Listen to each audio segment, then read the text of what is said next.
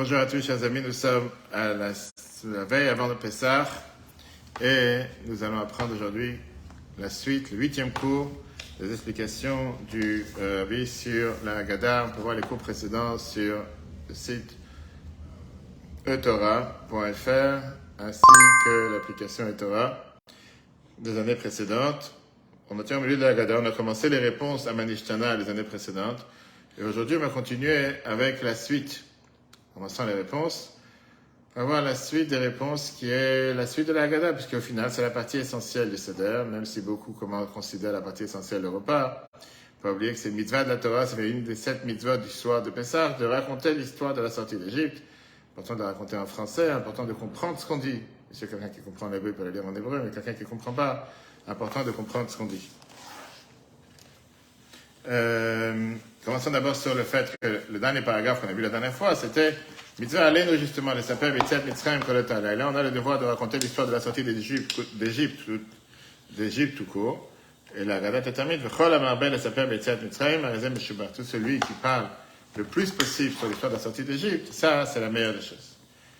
Maintenant, l'histoire de la sortie d'Égypte, c'est le point central de la fête de Pessah. C'est le point central de la vie juive. On voit combien de fois par jour on répète dans chaque mitzvah qu'on doit parler de la sortie d'Égypte. La sortie d'Égypte apprend à chaque juif, pas seulement la généralité de ce qui s'est passé en sortant d'Égypte, mais dans les détails. Un des points communs, un des points importants qu'on apprend de l'histoire de la sortie d'Égypte, c'est le bitachon, la foi, qui est inconditionnelle qu'on doit avoir en Dieu. À l'époque, on parle d'un peuple de millions de personnes, minimum 3 millions de personnes et plus, comme on a vu dans les cours précédents, hommes, femmes, enfants, qu'ils abandonnent une terre où c'était une terre tranquille, puisqu'il n'y avait plus maintenant depuis 1 an avec les diplômes, etc. Une terre qui était bénie avec tous les besoins matériels. Et au final, abandonne cette terre, sans manger, sans savoir où on va, il n'y a pas de Waze. Et surtout parce que c'était appuyé sur ce que Dieu a décidé. Dieu il a dit à Moshe que maintenant on doit partir vers le Mont Sinaï, etc. En sortant d'Égypte, ils n'ont même pas pris la route normale. Ils n'ont pas pris la route qu'ils devaient prendre, ils sont partis par la terre des Philistins. Ça, c'était la terre officielle qu'ils auraient dû prendre, qui était une terre qui peut-être est avec un danger de guerre, mais dans la guerre, il y a toujours la chance de pouvoir gagner. Et même s'ils ne vont pas gagner, il y a une partie qui va rester en vie, une partie qui va partir. À la place, ils sont partis dans un désert qui était totalement vide, où il n'y a aucun moyen naturel de survie. La seule base à tout ça, pourquoi ils ont agi, c'était écouter ce que Dieu leur a demandé, sans calculer aucun calcul et aucune concerne. Et ça, c'est ce qui les a amenés à la plus grande bonheur matériel et le bonheur spirituel de recevoir la Torah qu'ils ont reçu plus tard. La Haggadah continue en te disant l'histoire avec Rabbi Elazar, Rabbi Yeshua, Rabbi Elazar ben Azariah, avec Rabbi Tarfon qui était assis à Bnei Brak. Et ils étaient assis en train de raconter l'histoire de la sortie d'Égypte toute la nuit, jusqu'à ce que leurs élèves sont venus et leur ont dit Maître, est arrivé maintenant le moment de lire le schéma du matin. La question que tout le monde demande, encore une fois, un des premiers livres que la Bible a fait en 1946, c'était la Haggadah avec des commentaires condensés mais tellement riches. On a la question, pourquoi l'ordre dit de la manière suivante Rabbi Eliezer, Rabbi Yeshua, Rabbi Elazar ben Azariah, Rabbi Akiva, Rabbi Tarfon. Et l'explication, elle est, puisque Rabbi Eliezer et Rabbi Yeshua étaient les maîtres de Rabbi Akiva. Après ça, comme c'est écrit dans la Gemara, Brachot 62a, Rabbi Elazar ben Azariah, il faisait partie d'une famille de gens particuliers, c'était un des princes du peuple juif. Après ça, Rabbi Akiva, il vient avant Rabbi Tarfon, puisque c'était son maître. Et aussi, c'était le rabbin de Bnei Brak. Et après, Rabbi Tarfon, il vient à la fin, parce qu'avec le temps, il est devenu aussi l'ami de Rabbi Akiva. Bnei Brak, à l'endroit d'une ville, c'est très bien, on ne va pas entrer dans les détails.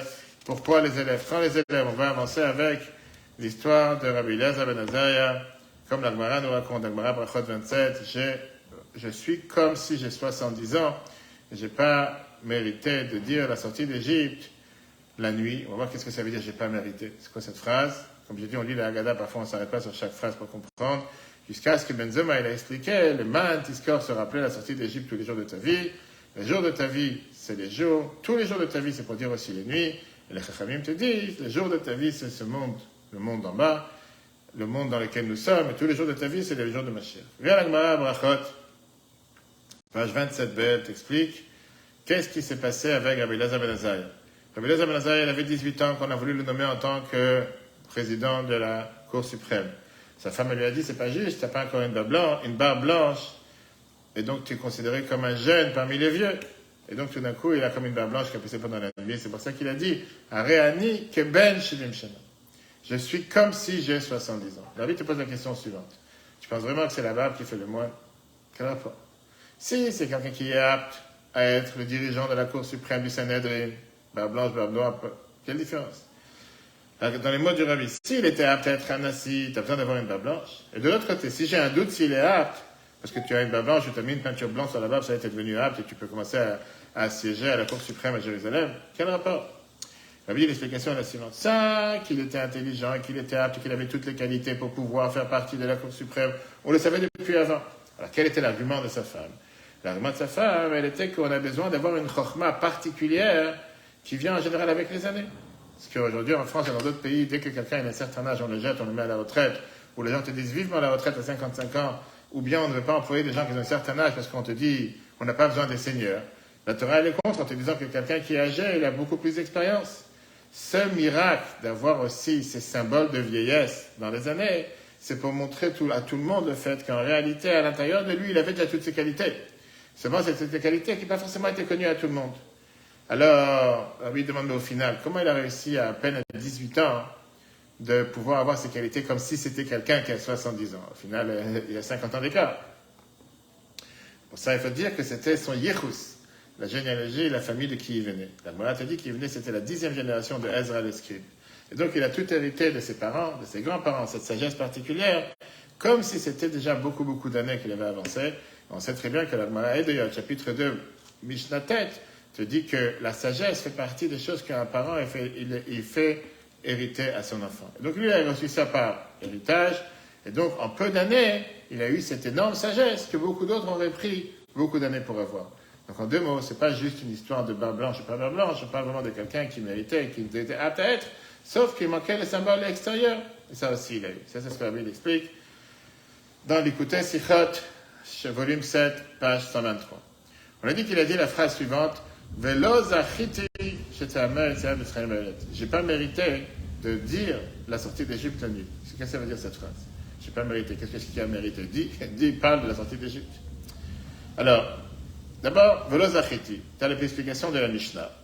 Rabbi Akiva de Bartinora, dans la Mishnah, Gemara Brachot, page 12a, qui te dit qu'il n'a pas réussi à convaincre les autres Chachamim dans la halacha et de dire qu'il faudrait mentionner la sortie d'Égypte aussi la nuit.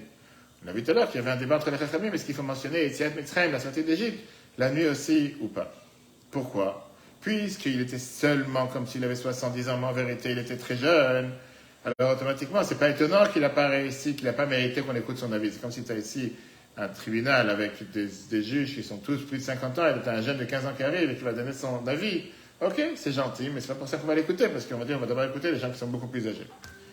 Maintenant, la Bible te dit, l'explication en réalité est la suivante. C'est écrit dans le Sido du Harizal, de la Kabbale, que le Neshama de Rabbi Elazar ben Azariah, c'était un Gilgul, c'était une réincarnation de la Neshama de Shmuel Hanavi. Shmuel a vécu 52 ans. Entre Shmuel et Rabbi Elazar ben Azariah, 52 plus 18, ça fait 70. Donc d'abord, il n'était pas seulement 18 ans. Ça, c'est le numéro 1. Et donc, il s'étonnait, pourquoi Lazachiti? C'est malgré que spirituellement parlant, j'ai 70 ans, parce qu'il connaissait sa situation. On aurait dû trancher la halakha comme moi, parce que je suis encore plus âgé que ceux qui étaient présents là-bas. Rabbi dit, de là, on apprend un enseignement pour le service spirituel de chacun d'entre nous. On sait très bien qu'aujourd'hui, la majorité des neshamot qu'on a, ce ne sont pas des neshamot chalashot, ce ne sont pas des nouvelles âmes. C'est un gilgul de neshamot, c'est des réincarnations des neshamot précédentes qui étaient présentes dans le monde précédent et qui n'ont pas fini leur travail, qui avaient quelque chose à compléter, que Dieu leur a envoyé ces neshamot sur terre pour à nous de compléter ce travail. Quand un juif il a aujourd'hui une certaine difficulté dans son service de Dieu, et à ses yeux il paraît que les forces actuelles, il n'a pas les moyens de pouvoir combattre cette difficulté, il doit savoir que ça se peut que ça va se dévoiler chez lui du bien qu'il y avait dans son réincarnation précédente. Et ça va l'aider dans son travail. Pourquoi? Parce que le mitzvah qu'un juif il fait, c'est une mitzvah éternelle. Le mérite reste éternel, comme c'est expliqué dans le Tanya, chapitre 25. Donc une mitzvah qui a été faite dans la réincarnation précédente, elle peut aussi lui porter bonheur et bénéfice dans sa neshama actuelle. Et donc, en deux mots, ce qu'on apprend de cette histoire, c'est que tu ne dois pas dire comment je vais avoir les forces pour faire telle et telle chose. Tu n'as pas que tes forces à toi. Comme Rabbi avait dit plusieurs fois que dans notre génération, on est considéré comme une génération d'un nain sur les épaules d'un géant. Oui, pourquoi on est la génération la plus méritante pour la venue de Mashiach? Pas parce qu'on est mieux qu'avant.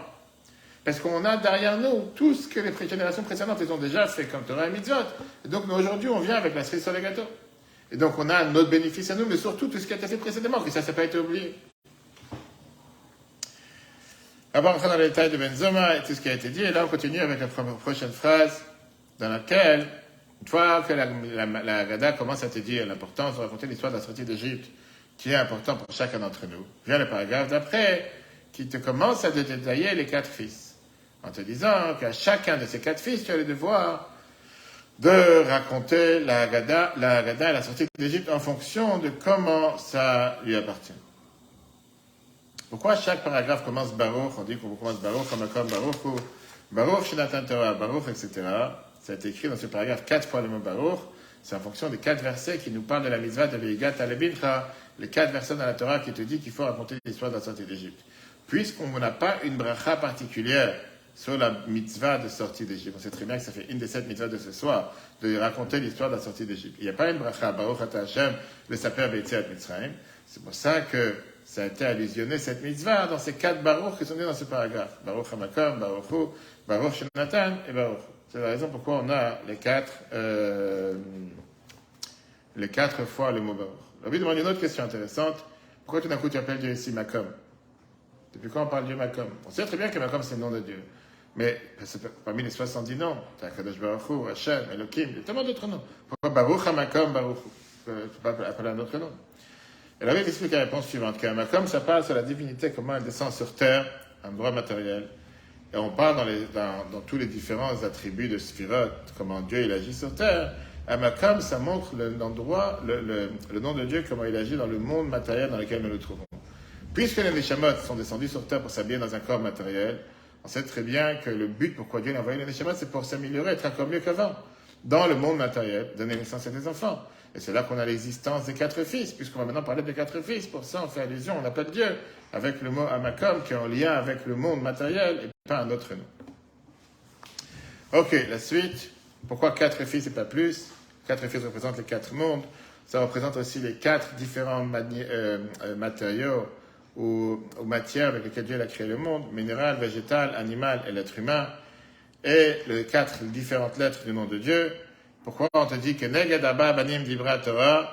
La Torah, elle te dit clairement comment agir face à chaque enfant. Il y a plusieurs leçons qu'on apprend pour l'éducation. Même un enfant qui ne veut pas de la Géoula, de la délivrance, à tel point qu'on lui dit que s'il serait là-bas, il ne serait jamais sorti. Ça, c'était avant Matan Torah. Mais depuis que Dieu l'a donné à la Torah te donne le devoir de t'occuper d'un enfant pareil.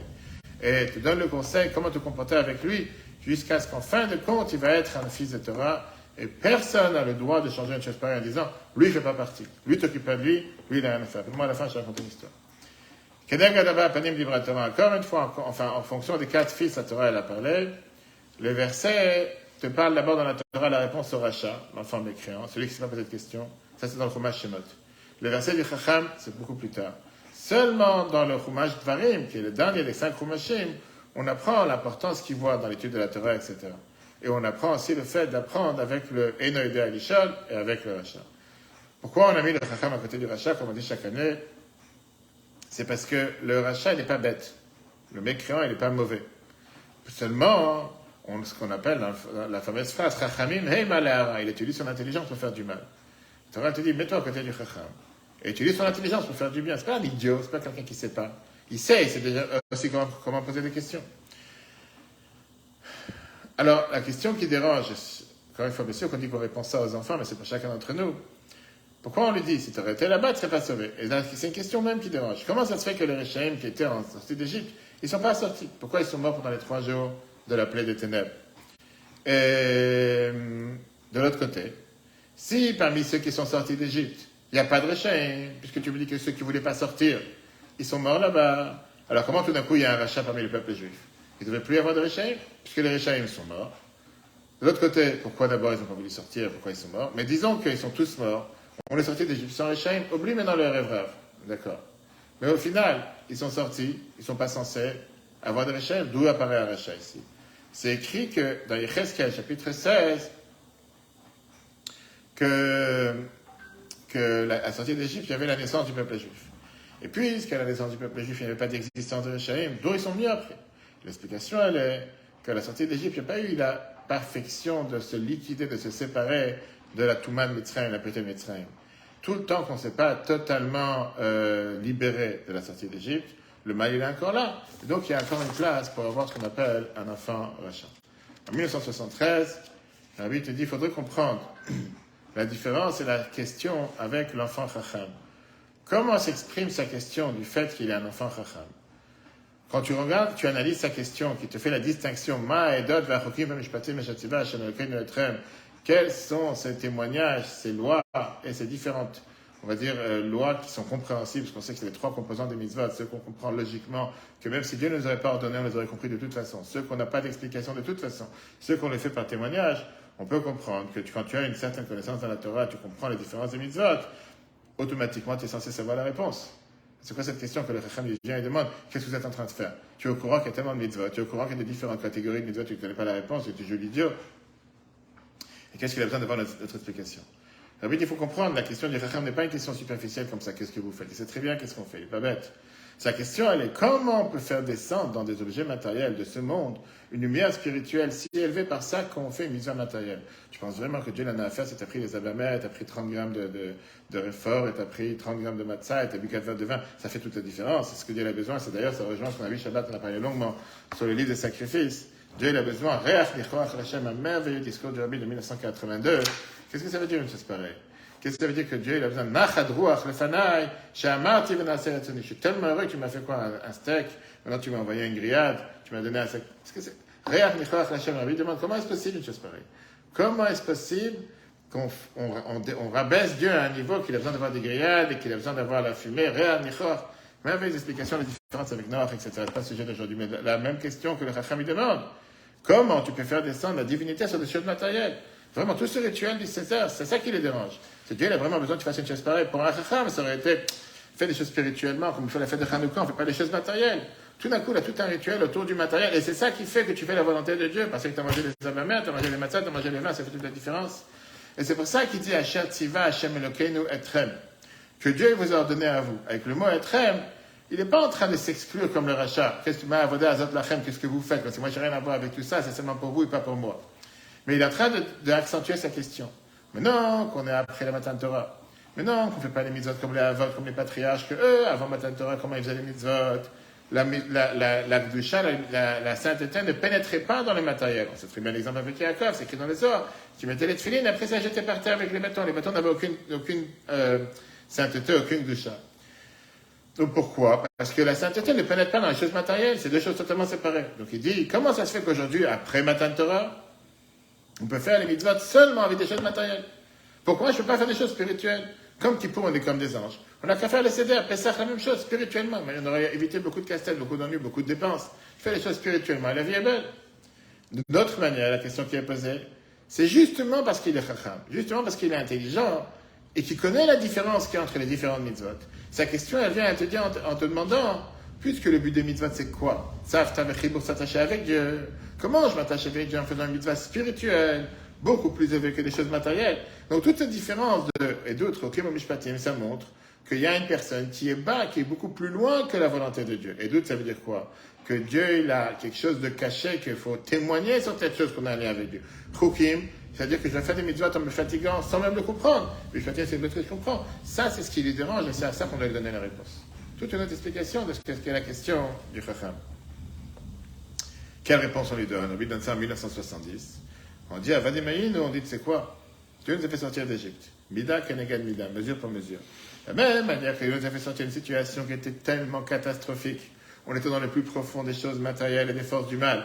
Pareil, on doit aussi agir aujourd'hui, d'avoir affaire avec les choses les plus matérielles et les plus bas, et grâce à ça, élever le matériel.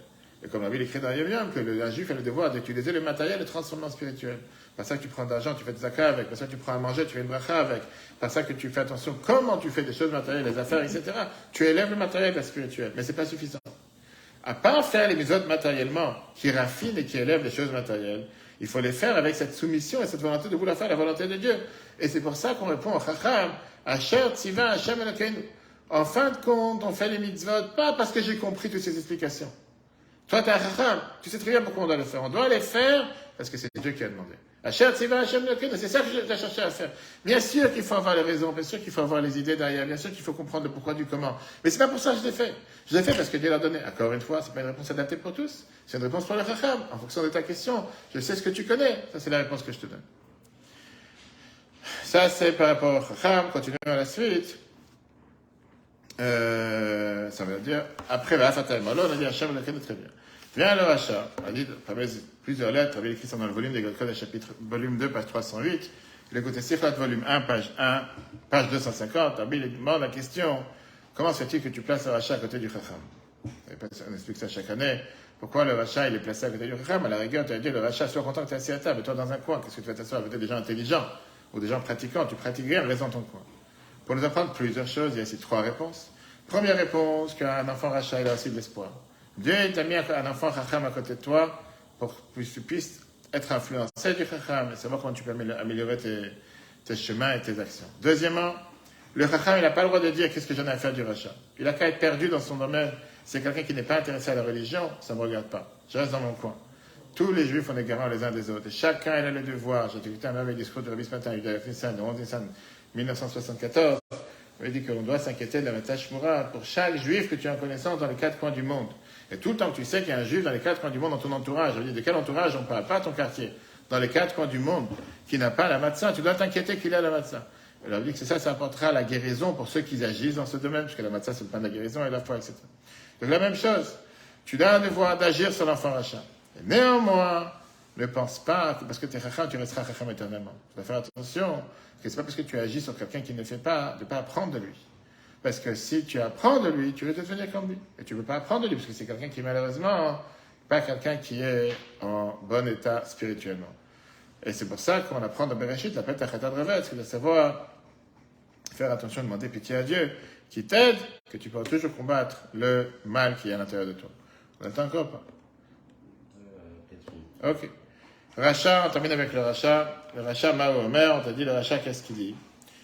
Le rachat, ça peut inclure plusieurs types de personnes. Et il te dit, Ma avoda azot lachem. Quel est ce service que vous faites? Quel est ce travail que vous êtes en train de faire? Ma avoda. Pourquoi vous servez Dieu avec Kabbalatol? Avec le fait de pouvoir écouter Dieu, que c'est comme si c'est contre la liberté. Ça aurait été mieux de servir Dieu avec joie. Azot, il dit, je comprends tous les autres temps, il faut être soumis à la volonté de Dieu. Il y a des situations dans lesquelles tu dois aller contre ta nature, contre ton sens. Mais il y a des situations dans lesquelles, la Avoda Azot de Pessah, depuis le départ, tu as ces deux côtés. Tu as la Matzah qui allusionne la Géoula, la délivrance, et tu as le Maror qui allusionne tout ce qui est l'amertume. Donc il dit, pourquoi il faut se forcer alors qu'il n'y a pas aucune nécessité à agir de cette manière? La Chem dit, vous qui êtes apte à recevoir la Torah, vous qui avez un niveau spirituel comme il faut, pourquoi vous devez servir Dieu de manière totalement soumise, puisque en réalité, vous voulez faire ce que Dieu demande? Et la réponse qu'on lui donne, c'est Kafar Beika. Qu'est-ce que ça veut dire Kafar Beika? Qu'il a renié dans l'essentiel, que ça c'est tout le but du service de Dieu. Que tout le temps, dans n'importe quelle situation, dans n'importe quel niveau, la base doit être qu'on n'a pas le droit de s'appuyer sur son cerveau, et qu'il faut servir Dieu avec Kabbalatol, avec la soumission à la volonté de Dieu. Qu'est-ce que ça veut dire? Tu dois lui agacer les dents, lui casser les dents, lui, peu importe, en lui disant, c'est pour ça que Dieu nous a fait sortir d'Égypte. Si tu aurais été là-bas, tu n'aurais pas été libéré. La réponse au rachat vient du même verset qu'on donne à l'enfant qui ne sait pas poser de questions. Pour nous dire que le rachat, en réalité, il fait partie de la même catégorie. Seulement, le rachat ne connaît pas encore qu'est-ce que c'est le peuple juif. Il fait partie du peuple juif qui est minime, qu'on croit en Dieu. Mais il ne sait pas comment poser les questions. Pourquoi? Parce qu'il invente folie à l'intérieur de lui. C'est ce qu'il avait répondu à plusieurs personnes qui disaient, j'ai envie d'aller à l'université apprendre telle chose, j'ai envie de faire telle chose. Tu sais quoi? Première des choses, c'est d'apprendre ta religion. Va apprendre c'est quoi la religion. Une fois que tu auras appris la religion, tu auras une connaissance, tu pourras faire un choix. Mais si tu n'as pas le choix, c'est la même réponse par rapport à des parents. Si tu ne donnes pas ce choix, la possibilité de pouvoir savoir, il n'y a pas de savoir. Deux points par rapport au Ben Racha, qui est, qu'est-ce que tu es en train de lui dire le soir? Il est assis à table maintenant. Il est présent au soir du Seder. Il est à Dubaï, il est sur la plage, peu importe. Il est maintenant au soir du Seder. Comme tous ceux qui sont présents en général dans les Darim de Chabad, dans les 4 coins du monde, tous ceux qui viennent en Thaïlande, à Katmandou, c'est pas forcément des gens pratiquants des religieux. Tu vas maintenant lui dire, sois content que je t'accepte, parce que tu aurais été en Égypte, tu serais jamais sorti, tu serais mort là-bas. Quel est le but? L'explication est la suivante. Au contraire, on est en train de dire à l'enfant Racha, rappelle-toi que c'est là-bas que tu ne serais pas sorti. Mais si la situation est différente, puisqu'on a pris Matan Torah, on a tous le même rapport avec la Torah et les mitzvot. Pourquoi? Parce qu'on sait qu'Israël, c'est l'acronyme de il y a 600 000 lettres dans la Torah. De la même manière que la kashrut dans Sefer Torah dépend de toutes les lettres, pareil, chaque juif appartient. De l'autre côté, Rabbi dit analysons un peu plus. Parmi ceux qui sont sortis d'Égypte, il y avait beaucoup de Réchaïm, il y avait beaucoup de gens qui ont fait Avodah Zarah, et néanmoins ils sont sortis. Pourquoi juste ce rachat ne sortirait pas? Il y en a beaucoup qui sont. Ceux qui ont voulu sortir, ils sont sortis, c'était pas tous les tzadikim. L'explication que Rabbi donne dans les côtés Sichot 11, page 3, que le réveil d'en haut pour faire sortir le peuple juif d'Égypte, c'était parce qu'ils sont attachés avec Dieu. Pour ça, ils ont été sauvés. Puisqu'il y a eu ce dévoilement de lien entre Dieu et le peuple juif, comme la Gemara Kiddushin, page 36, te dit, Ben Kach ou Ben Kach Banayem, de toutes les façons, nous sommes des enfants de Dieu. Mais ceux qui ont refusé de sortir, ils ont préféré être esclaves en Égypte à la place de sortir. Donc ils se sont reniés, ils ont été contre le lien qu'il y a entre Dieu et le peuple juif. À ce moment-là, je ne peux rien faire pour toi. Si tu ne veux pas, je te donne une corde pour être sauvé. Tu ne veux pas attraper la corde, je ne peux pas te sauver. Pareil, celui qui profane le jour du Kippour, quand on dit que la Gemara Shavuot, page 13 te dit Kippour ne veut pas lui pardonner. Ah, malgré qu'on te dit clairement qu'Itsu Moshe Eliam Mechapal la Gemara, page 85, que le jour de Kippour pardonne même aux fauteurs qui ne font pas de Tshuva. Mais la raison, elle est parce qu'un avocat, un procureur ne peut pas être un avocat. Si tu craches sur le jour de Kippour, tu dis que Kippour n'existe pas, comment tu veux que Kippour tu pardonnes? Ça, c'est la différence. Pourquoi on dit qu'il ou Ayasham, là, Nigal. Ah, il y a eu des gens qui sont sortis à l'époque. Oui, mais c'est des gens qui avaient ce lien. Par contre, toi, si tu te dis, moi, j'appartiens pas avec tout ça, c'est seulement là-bas qui ne serait pas sorti. Mais maintenant qu'on est déjà sorti d'Égypte, qu'on a déjà reçu la Torah, tu fais partie. C'est pour ça que je t'explique et je prends le temps de te donner une réponse à ta question. Dieu veut, la prochaine fois, on continuera avec le cours numéro 9. Le cours en replay sur l'application ETORA sur Google et Apple. Très bonne journée à tous. Chodesh Tov, Pesach Hashem et Sameach. Une des mitzvot de Pesach, c'est Kimcha de Pisra Matritim. Faire en sorte que tous ceux qui n'ont pas les moyens de faire Pesach, de pouvoir le faire, faites-le sur le don du Betrabat, sur le site rabat77.org, rubrique Pesach, donnez, et Dieu vous le rendra 1000 fois plus. Très bonne fête de Pesach à tous. N'oubliez pas de vendre le Chametz, et si Dieu veut, à la semaine prochaine.